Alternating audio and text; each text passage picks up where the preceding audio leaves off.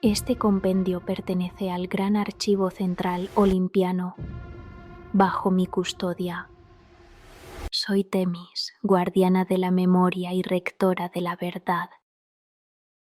En este año 15.492 del calendario terrestre, mi galaxia mantiene 581 portales de salto estelares. Lo que sigue son registros seleccionados, conservado en aras de la posteridad y de la supervivencia de mis siervos, los humanos.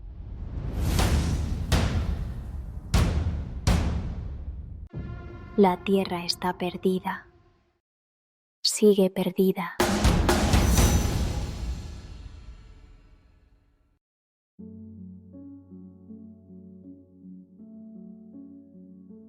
Hola a todos, soy Zarius y os doy la bienvenida al universo de La Tierra Perdida.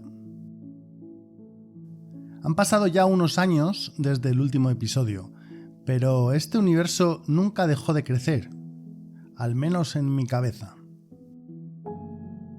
En este tiempo he escrito una novela, mezcla de misterio y exploración, y he publicado 5 historias cortas que ahora quiero compartir también aquí en el podcast. Si os interesa, encontraréis toda la información en tierraperdida.com. Hoy os traigo el audiorelato completo de Los Ecos de la Equality, disponible también de forma gratuita en la web. Está dividido en 3 capítulos consecutivos de aproximadamente 30 minutos, así que os recomiendo escucharlos en orden. Poneos cómodos, exploradores galácticos. Preparaos para saltar a través del portal hacia el sistema Elysium y adentraros en un nuevo fragmento de este universo, la Tierra Perdida. Atención, el registro ha sido segmentado en 3 unidades. Archivo 03, procediendo con la retransmisión.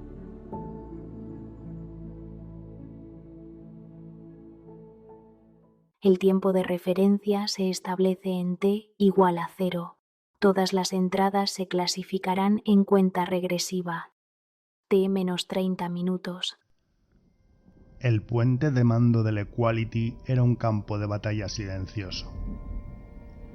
Los paneles destrozados chisporroteaban con descargas eléctricas, esparciendo el acre olor a circuitos quemados en el aire viciado. Las luces parpadeaban con la irregularidad de un corazón en desfallecimiento, sumiendo la nave en su último estertor. A través de la gran ventana panorámica, la inmensidad del espacio se extendía implacable y fría. Al fondo, en el horizonte estelar, E1, el único planeta habitable en su trayectoria, giraba con la indiferencia de un dios lejano ante la tragedia humana. Lo habían bautizado como Elysium.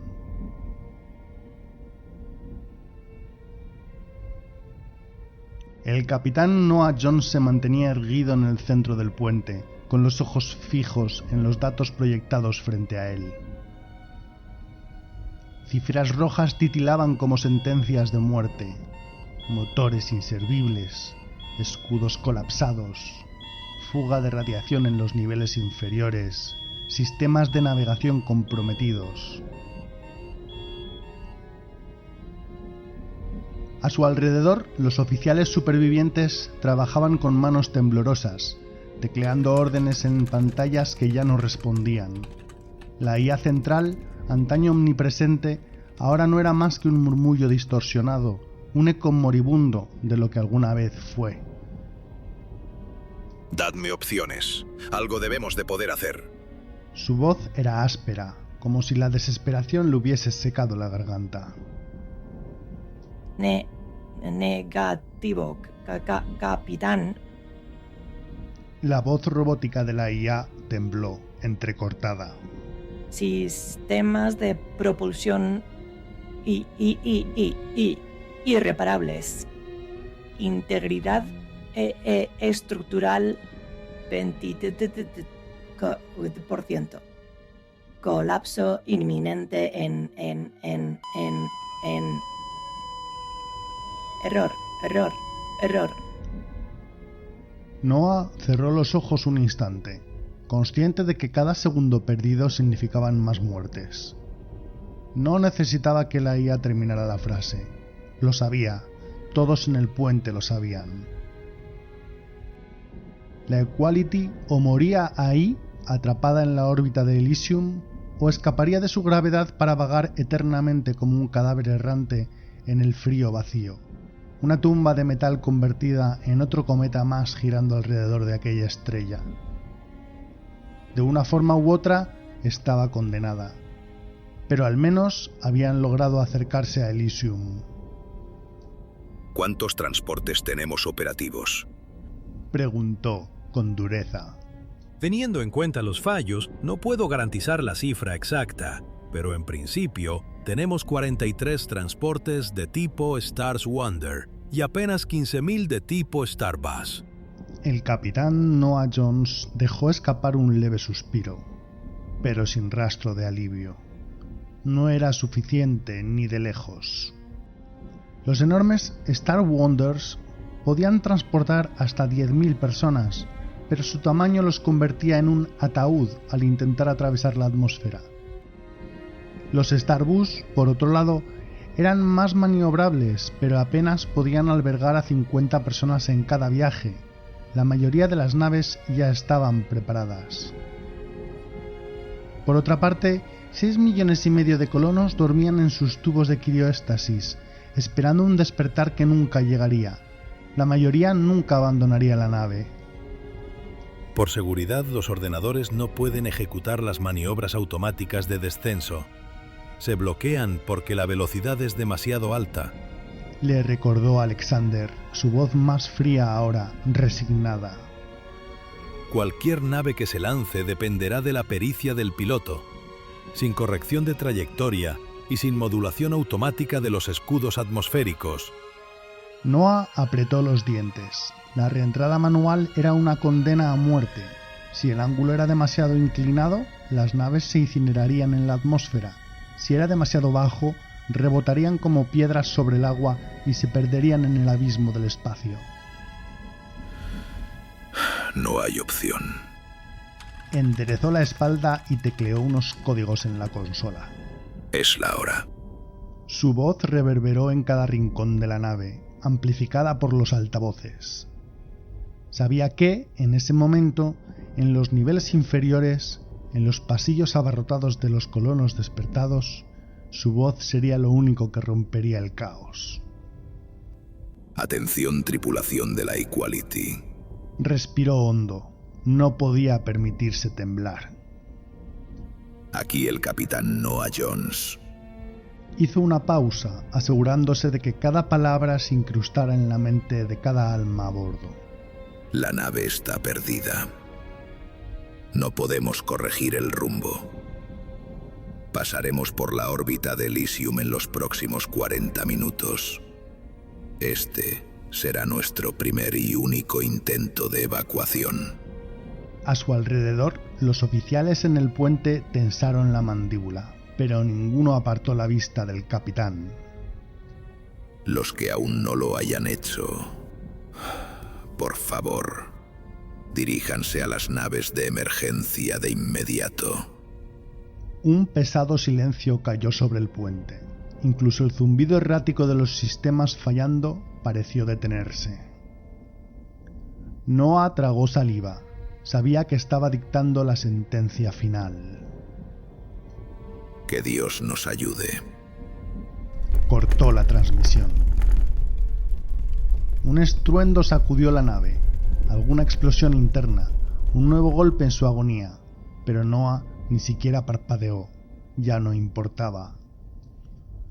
Alexander, que había permanecido en silencio hasta ahora, finalmente habló. No todos van a aceptarlo. Noah miró la proyección de Elysium en la pantalla central. Cada vez estaba más cerca, girando en su eterno ciclo de vida, impasible ante el desastre que se cernía sobre ellos. Lo sé, y aún así, la esperanza es lo último que se pierde. En algún lugar de la nave el infierno se desataba.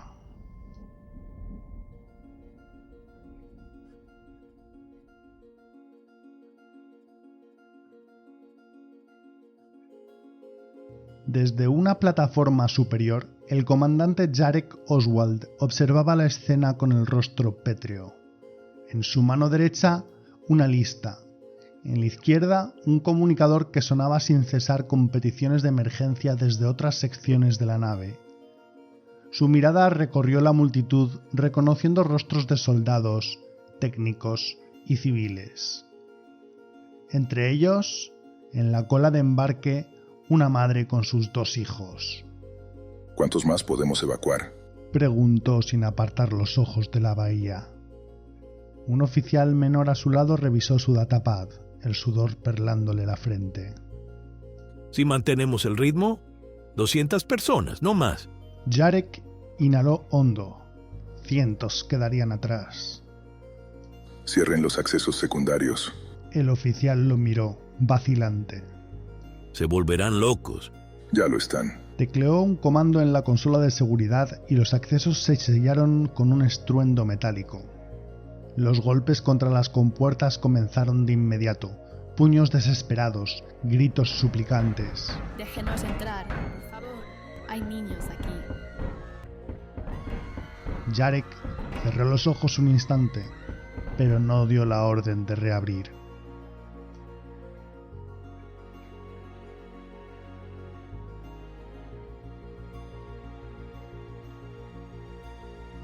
En otra sección de la nave, el primer oficial Alexander Brass recorría los pasillos a paso firme, apartando cuerpos y esquivando a rezagados.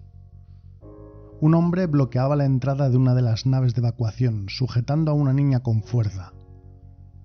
Ella se va, pero yo también. El soldado a cargo levantó su rifle. ¡Suéltela!, ordenó Alexander al ver la situación. No me obliguen a... Un disparo sordo perforó el aire. El hombre se desplomó, su cuerpo cayendo pesadamente sobre el suelo de metal. La niña, aterrorizada, sollozó. Alexander la recogió en brazos y la llevó al interior del módulo. ¡Despeguen esta nave ya!, ordenó tajante, con su arma reglamentaria humeando mientras él mismo le indicaba a los rezagados que entrasen. Los motores rugieron. La niña y los que le acompañaban estaban a salvo, pero ¿cuántos morirían por cada uno que lograba escapar? El estruendo de una explosión retumbó a lo lejos. La nave se estremeció. Desde los ventanales de la bahía principal se veía el resplandor de la atmósfera de Elysium que lo abarcaba todo. El tiempo se agotaba.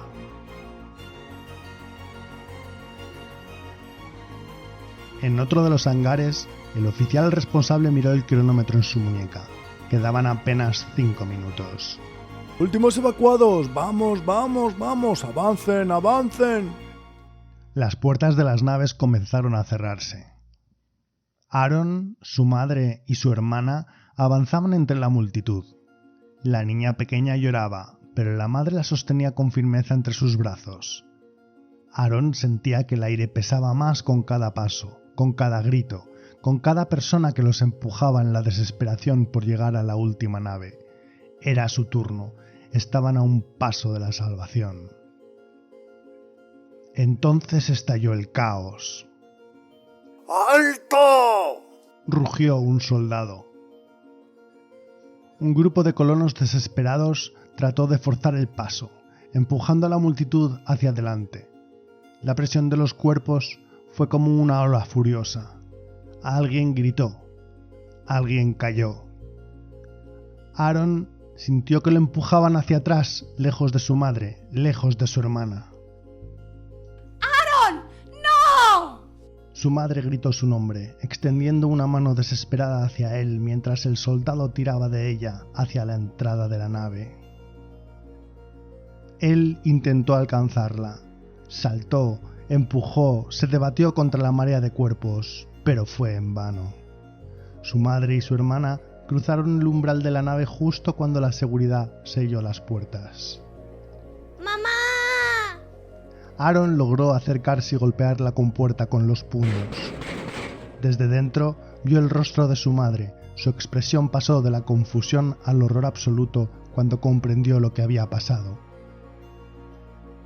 ¡Esperen! ¡Mi hijo está fuera! ¡Déjenlo entrar! Las luces de la nave parpadearon en rojo. El mecanismo de despegue estaba activado. No podemos abrir, señora. Nos iremos todos al infierno si lo hacemos. Gritó uno de los soldados que estaban con ellos en la nave. Ella golpeó el vidrio desesperada. ¡Mi hijo, Aaron! Su hermana pequeña lloraba desconsolada en sus brazos. Aaron golpeó la puerta hasta que los nudillos le ardieron. El rugido de los motores le perforó los oídos. Las compuertas se iluminaron con una luz roja cegadora. ¡Mamá! La nave se lanzó al vacío. El aire caliente de los propulsores golpeó su rostro y el sonido del metal vibrando se hundió en su pecho como un latigazo. Su madre y su hermana desaparecieron en el negro infinito del espacio. Aaron se quedó de pie, con la respiración entrecortada, mirando el lugar vacío donde hace un segundo su familia había estado. No. Susurró. Sus piernas cedieron. Cayó de rodillas sobre el metal frío. La enorme nave colonizadora tembló de nuevo. No había tiempo para lamentos. Alguien lo tomó del brazo y lo obligó a levantarse. ¡Muévete, chico! Rugió un soldado. Aaron no se movió. No tenía a dónde ir.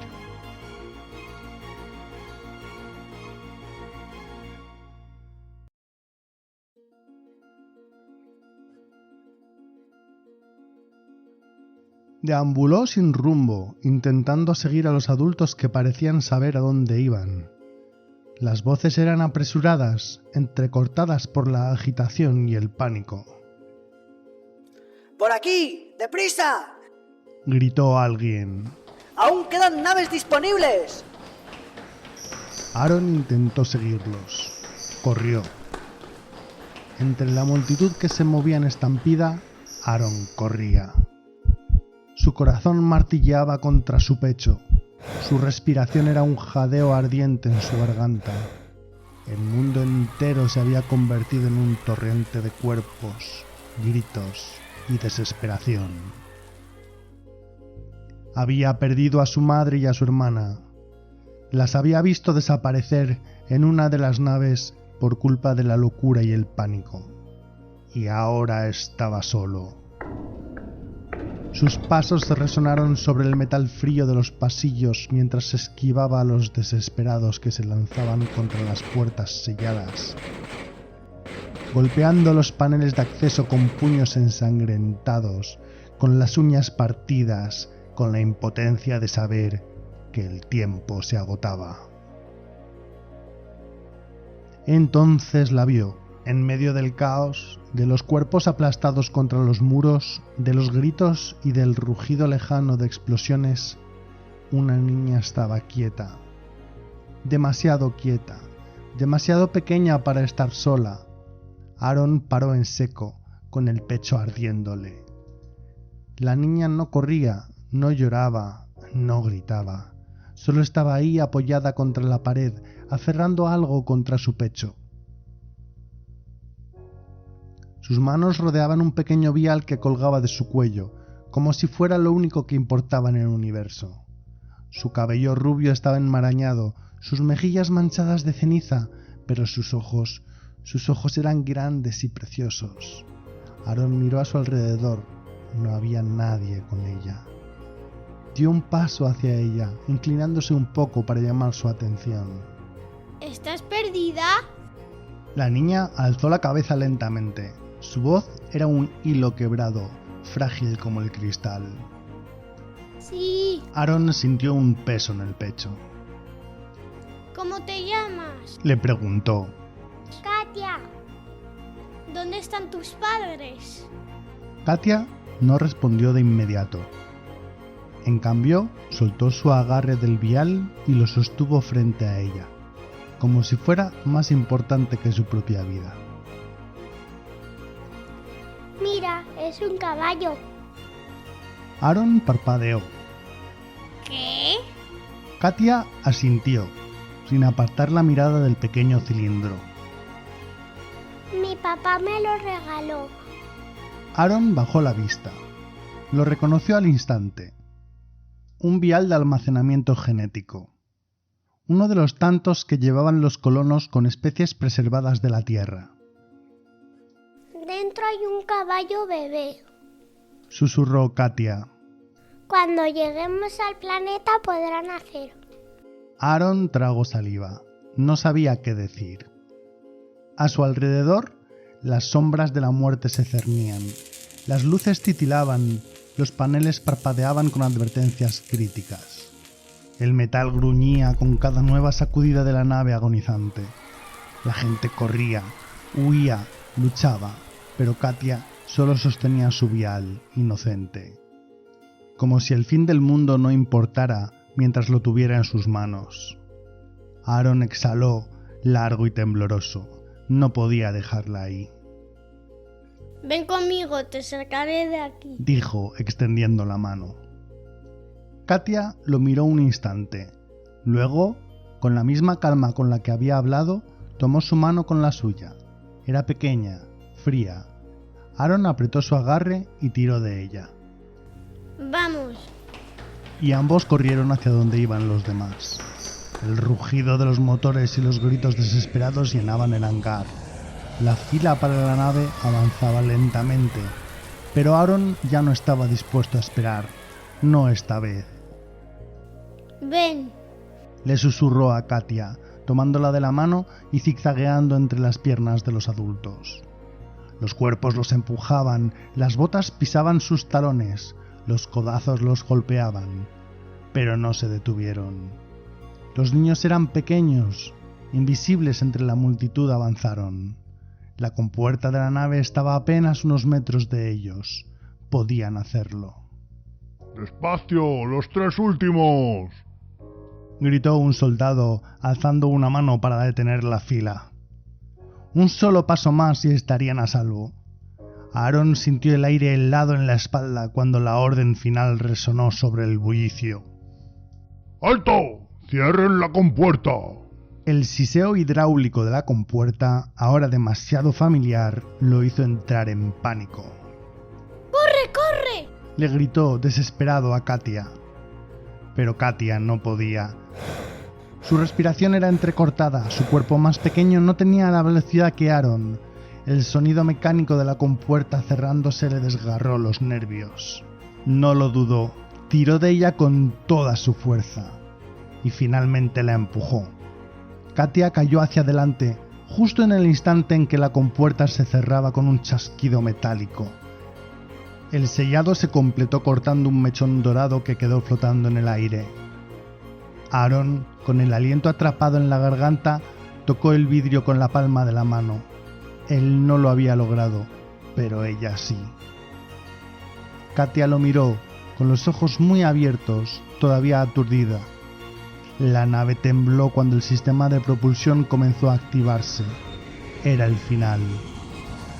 Aaron no lloró, no gritó, solo sonrió, justo cuando la nave se alejaba para siempre. El resplandor de los motores lo envolvió en un baño de luz y calor, haciéndolo retroceder un paso, mientras la nave que podría haber sido su salvación desaparecía en la inmensidad. Mirando a través del cristal, con la voz en apenas un susurro, le dijo: ¡Vive! Aaron se quedó solo, otra vez.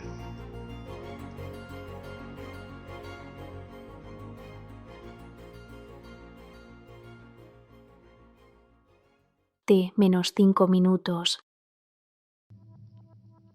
El cuerpo de Friedrich no había sido un problema. La limpieza había sido meticulosa, como todo lo que hacía. Ahora, con él fuera de la circulación, Carl y Brian estaban despiertos, informados de lo justo y necesario, nada más.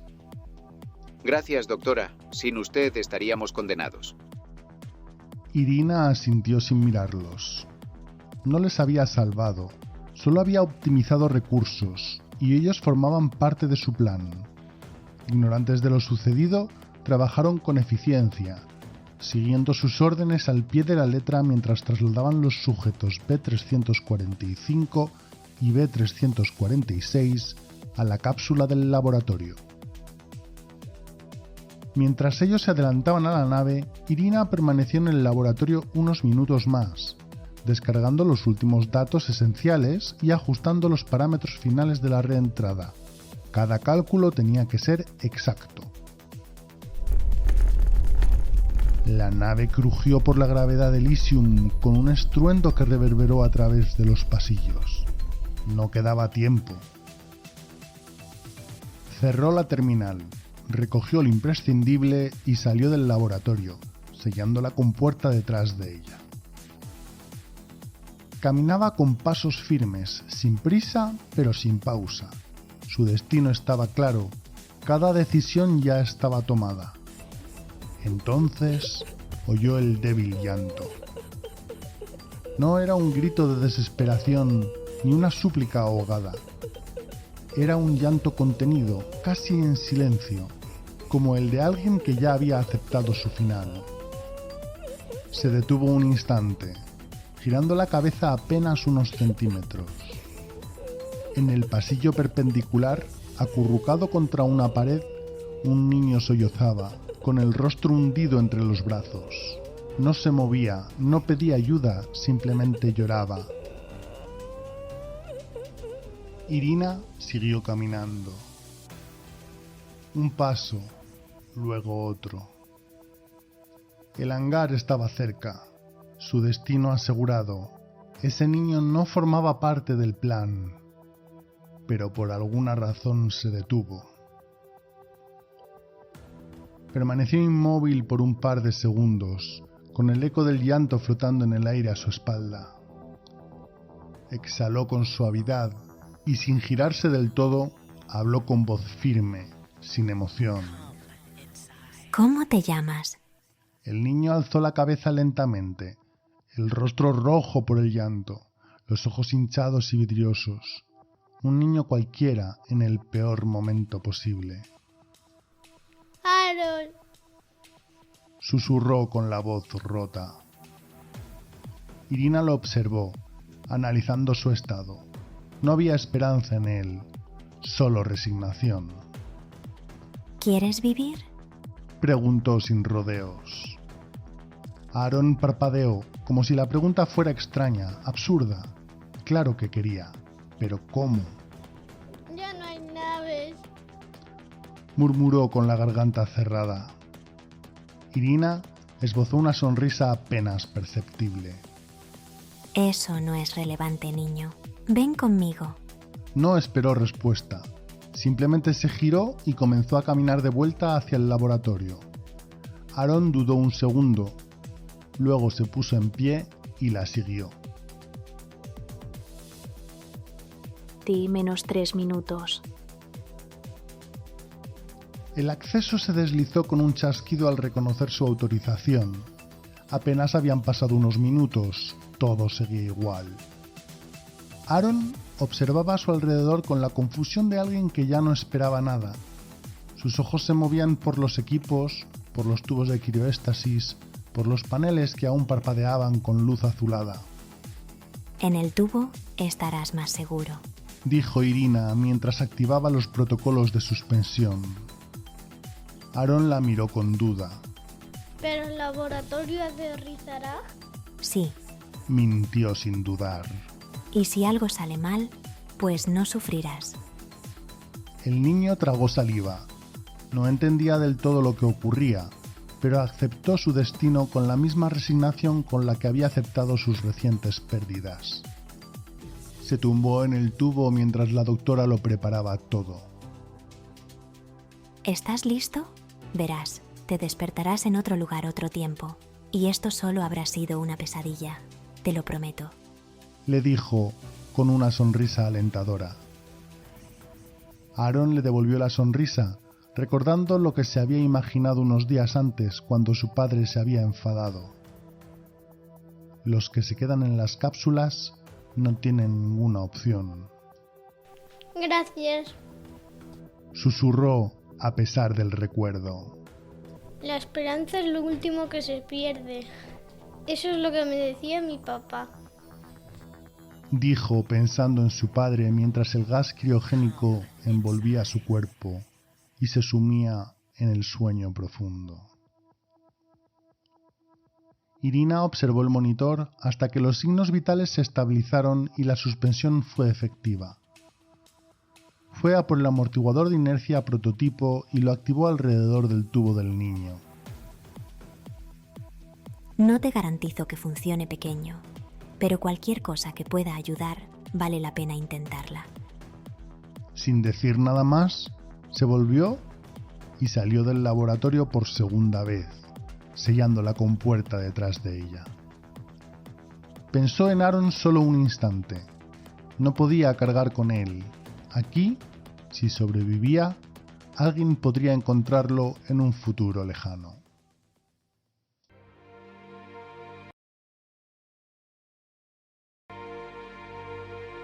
T. Desembarco.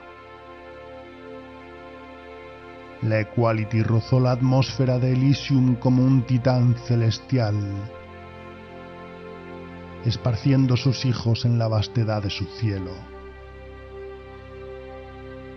A su paso, miles de naves se desprendieron en un éxodo ardiente, envolviéndose en llamaradas anaranjadas, mientras la fricción las devoraba, trazando oscuras cicatrices de fuego en el firmamento.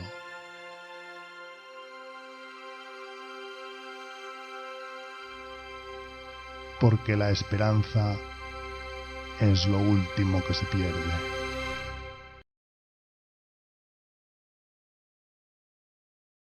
Archivo 03 finalizado. Fin de la secuencia. ¿Te ha gustado esta historia? Entonces descubre la continuación de uno de sus personajes en la novela Hijas de Elysium. Te aseguro que te sorprenderá. Toda la información la encontrarás en tierraperdida.com. ¡Hasta la próxima!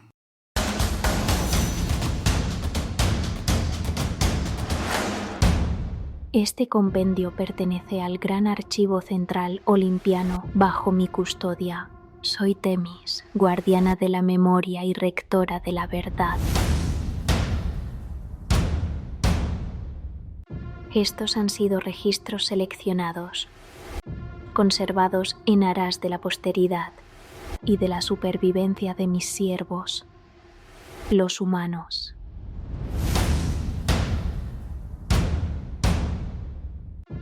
La Tierra está perdida. Sigue perdida.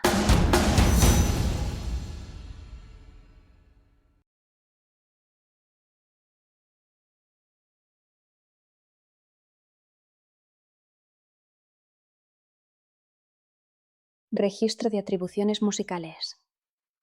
Pista 1. Adagio for Strings de Modern Strings. Pista 2. Reign de Gregoire Lurmy. Pista 3. Death de Gregoire Lurmy. Pista 4. Undertow de Scott Buckley. Todas las composiciones han podido ser modificadas parcialmente y se emplean bajo sus licencias correspondientes. Fin del registro.